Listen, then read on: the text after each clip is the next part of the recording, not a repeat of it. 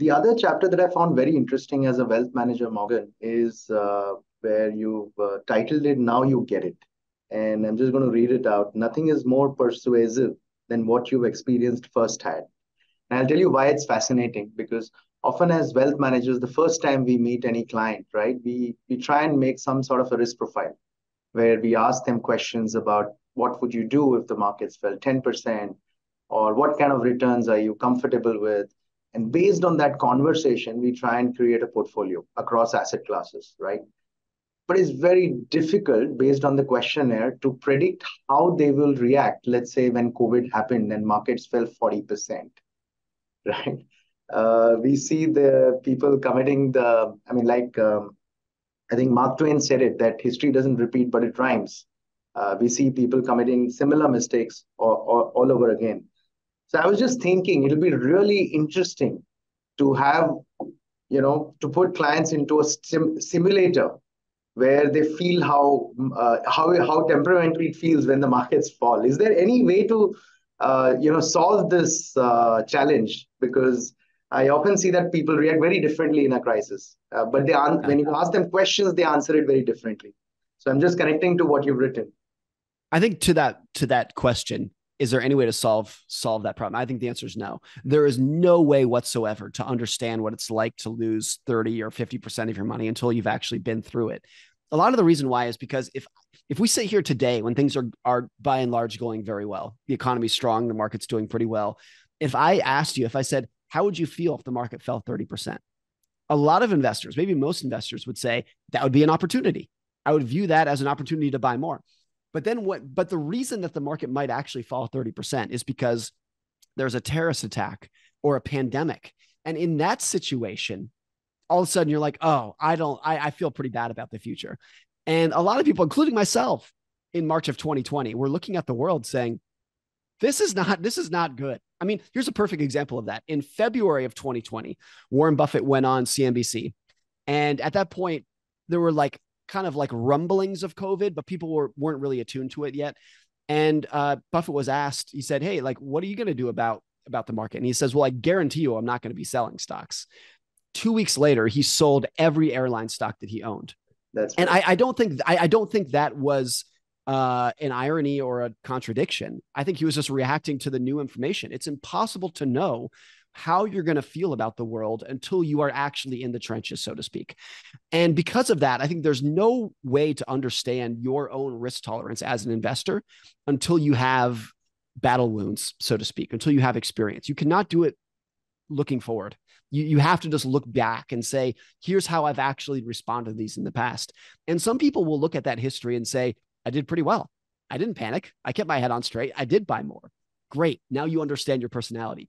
A lot of people, and more people than want to admit this, will look back and say, I didn't do a great job. Either I sold or I definitely didn't buy. That's actually a lot of people in that situation. And here's the thing, I think that's fine. I think that's okay. Just embrace that that's who you are. I think to some extent, I'm at least a smidgen of that. I don't have, I tend to be a worrier, worst case scenario kind of person.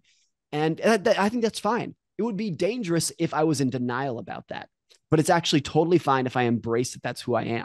And that's why I just dollar cost average come hell or high water, whatever's going on. That's a more sustainable strategy for me than assuming that I can be heroic during a period when there's a pandemic where I'm really concerned about my family's health.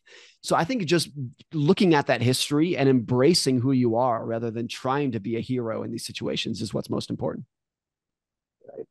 I just want to connect this to one of your earlier chapters and the earlier book as well, Psychology of Money, where you write that most investors have a outlook based on the history that they've been through.